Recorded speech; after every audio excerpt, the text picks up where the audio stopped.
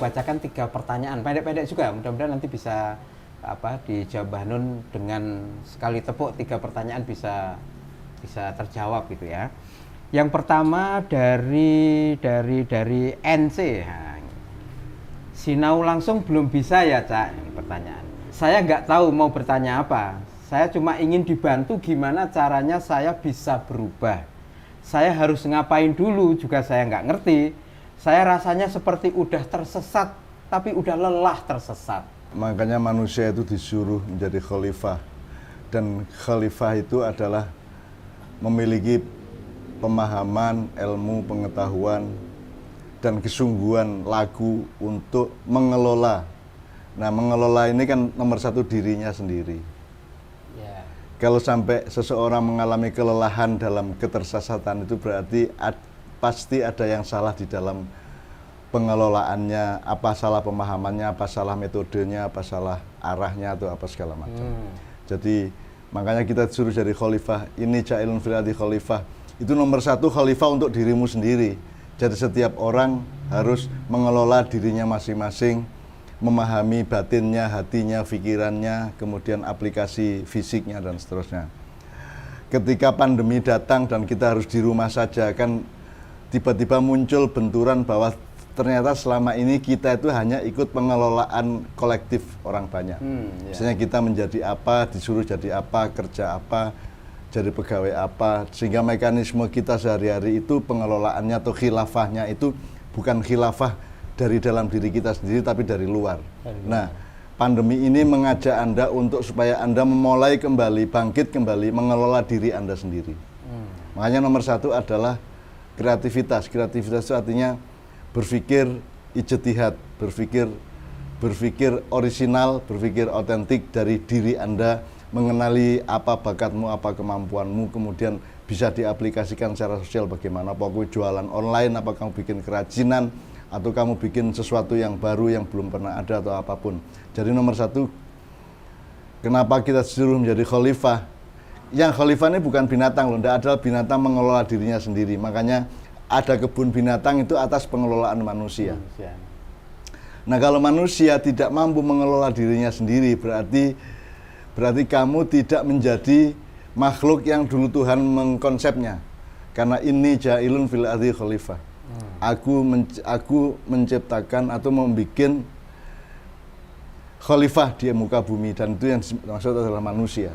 Nah, nomor 1 adalah mengelola dirimu sendiri, mengkhalifai dirimu sendiri, baru mengelola orang lain, kan begitu. Nah, kelelahan sesat itu adalah karena ada sekian tahun yang terbengkalai dalam diri Anda.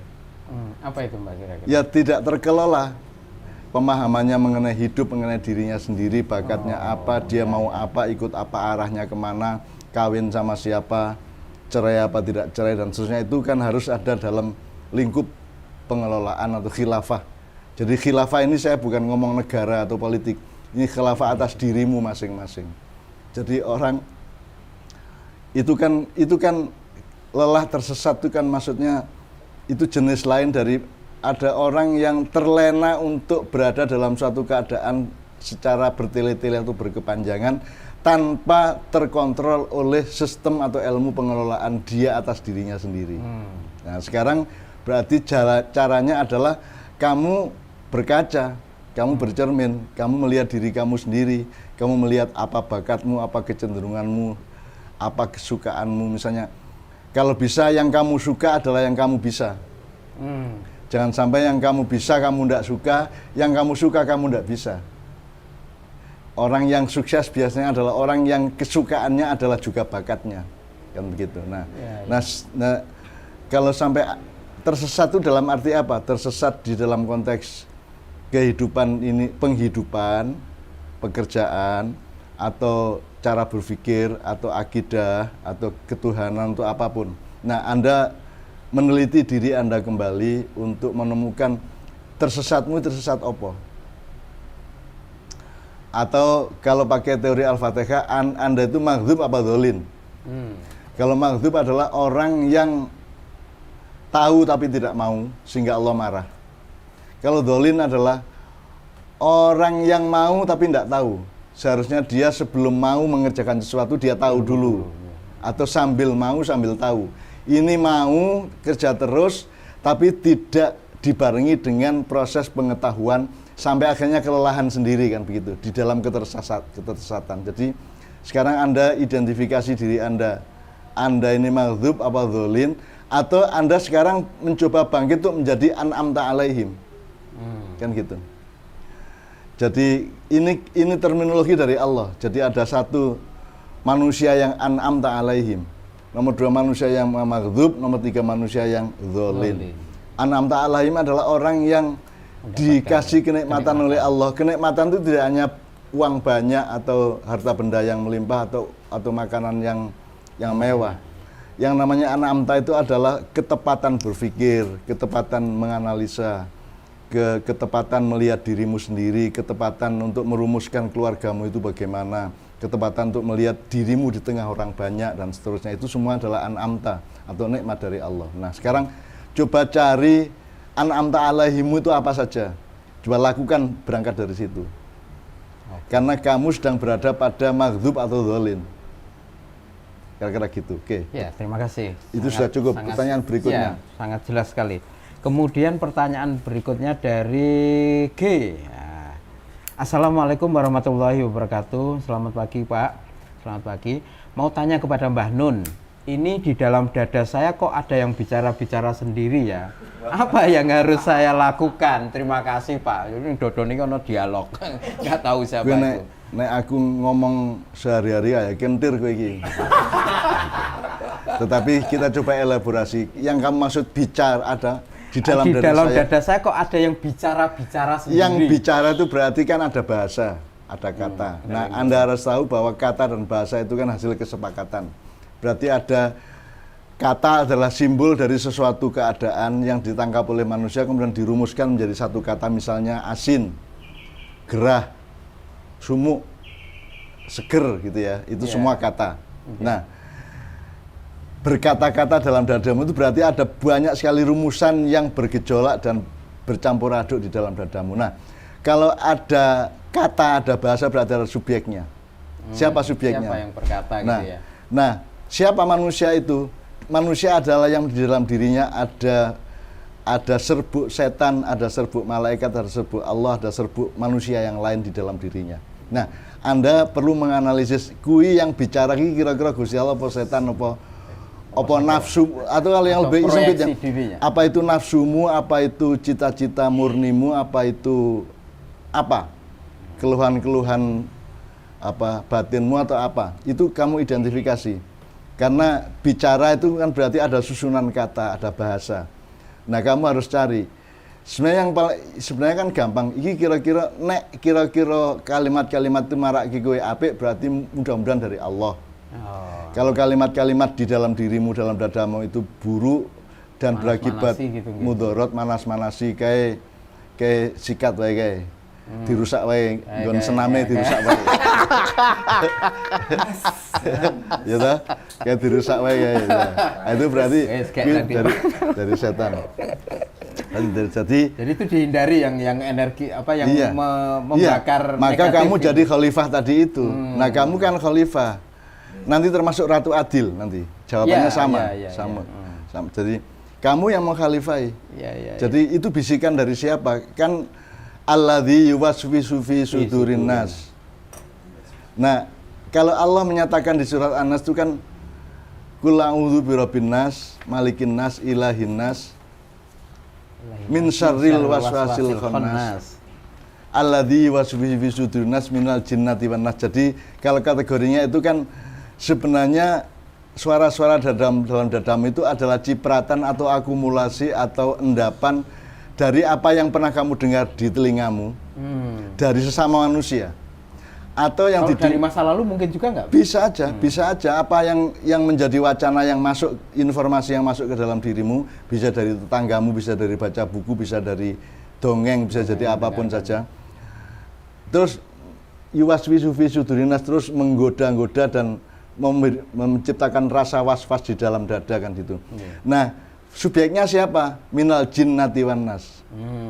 Jadi bisa manusia sendiri, bisa jin. Jin itu artinya jin itu jinnah ya, jinnah bukan minal jinni tapi jinnati. Jinnati. Berarti dia feminin itu artinya dia kelembutan.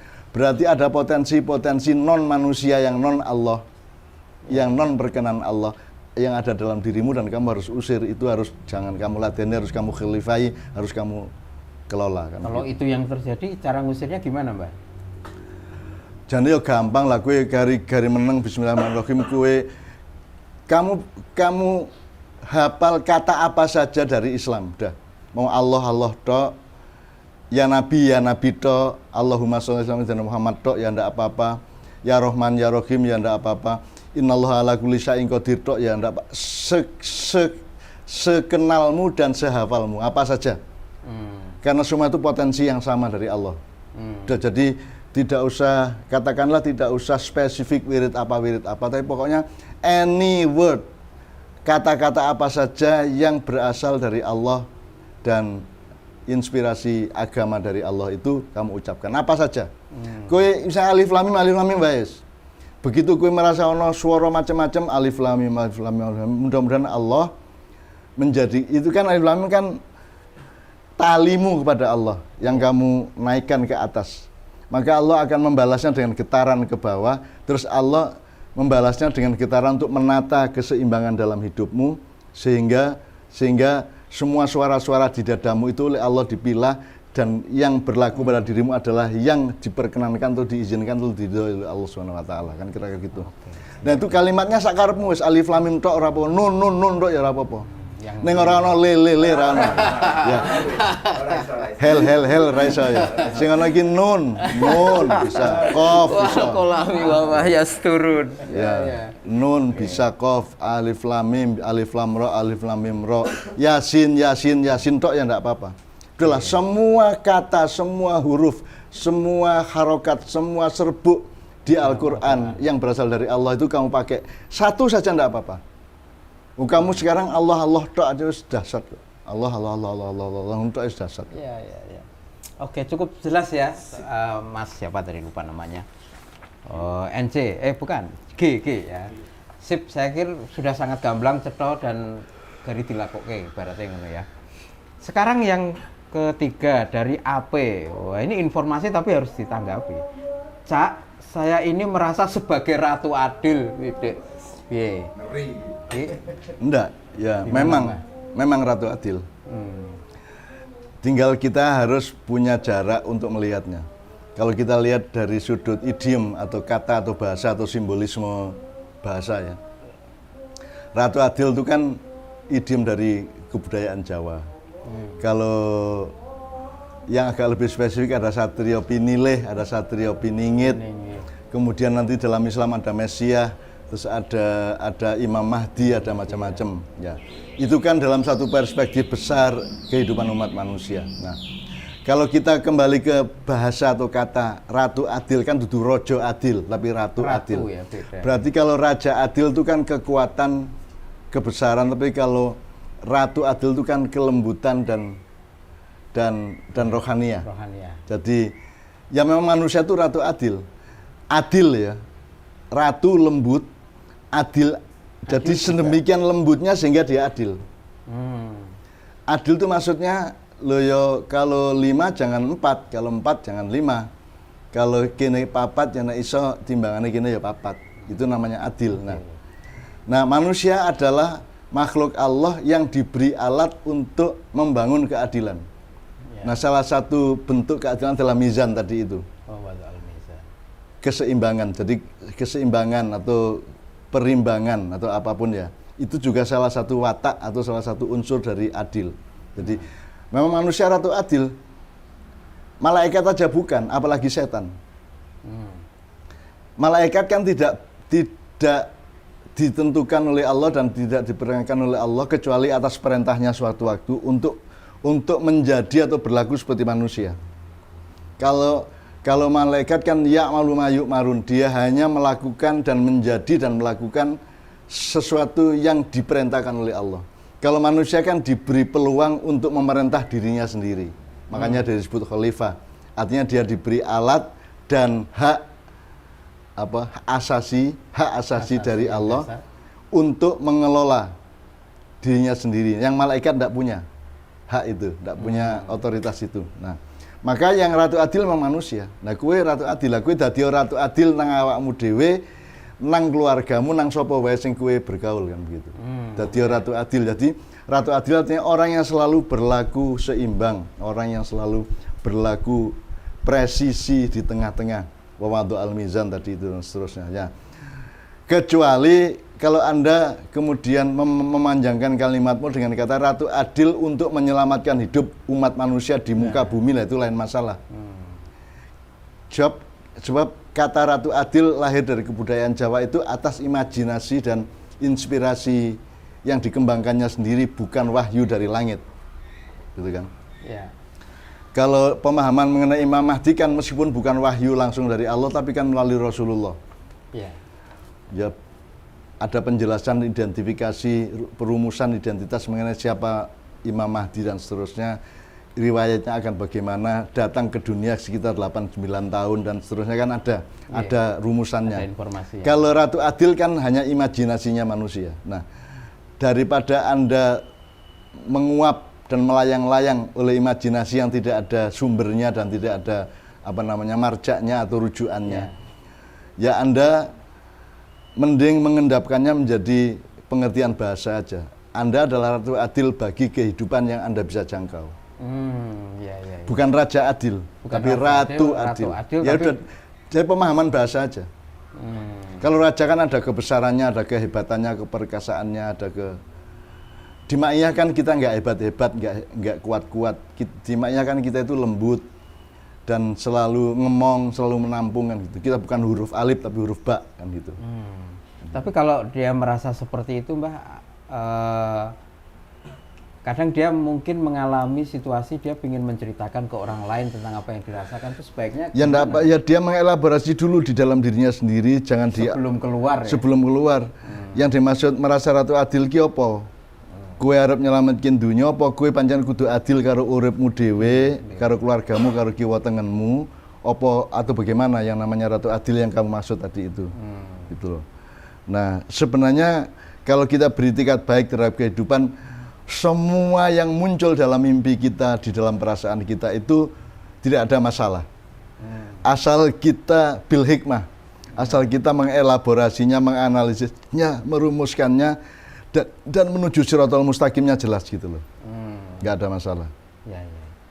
Oke ya, saya kira cukup jelas ini untuk Untung loh dia merasa ratu adil. Kalau dia merasa presiden kan susah. Merasa pangap kan susah.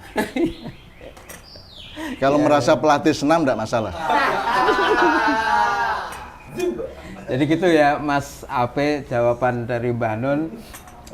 Anda memang ratu adil, tapi dengan pengertian yang baru yang tadi disampaikan oleh Mbah Nun, dan itu adalah ternyata kita semua sebagai manusia, jadi harus menjadi ratu adil ke dalam hidup diri kita, di keluarga kita, dan apa. Dan itu enggak usah dipertanyakan kenapa Allah punya policy dan program seperti itu. Sebenarnya kalau mau beres, kalau mau urusannya adalah dunia ini beres gitu. Ya Jibril tok sama Israel kan cukup. Ngeringkesi nanti. Ngeringkesi semua karena Jibril kan jumlahnya bermiliar-miliar. Israel juga jumlahnya tidak terbatas. Jadi kalau mau urusannya itu mau membereskan dunia, jadi makanya dalam Islam itu kita harus sangat hati-hati wasilah dan ghoyah itu.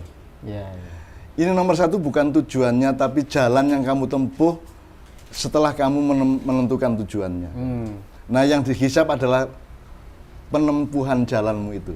Bagaimana kamu menempuh jalan. Jadi kalau Allah mau beresin kehidupan manusia lah, kenapa pakai Ratu Adil, kenapa pakai Mesia, kenapa pakai Imam Mahdi, kenapa pakai Nabi Isa turun, terus Dajjal turun, terus Imam Mahdi turun, terus segala macam. Kenapa pakai adegan-adegan seperti teater gitu.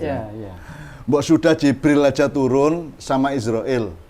Terus dibantu sama Israfil untuk tiup-tiup trompet di sana sini, tiup-tiup seruling di sana sini kan begitu kan? Kan beres. Atau ndak usah pakai malaikat. Allah innallaha ala kulli syai'in qadir. Udah. Kun. Fayakun kan gitu. Allah tinggal bilang kun kan jadi semuanya. Jadi masalahnya bukan pada keberesan masalah. Masalahnya adalah pada kamu menempuh menuju beres apa tidak. Tapi beres tidaknya masalah itu betul-betul di tangan Allah. Sebab kalau Allah mau kan Nggak perlu pakai khalifah, nggak perlu pakai Nabi Adam, terus ada Nabi Idris, sampai sekarang masih di surga, terus Nabi Isa masih di surga, terus Nabi Khidir masih ada, dan seterusnya. Nggak usah pakai itu, pakai casting-casting yang aneh-aneh seperti itu. Udah langsung aja kun, kan fayakun udah. Kalau Allah bilang apik, kabeh wis beres. Sujud kabeh kan beres. Jadi masalahnya bukan pada keberesan sujud.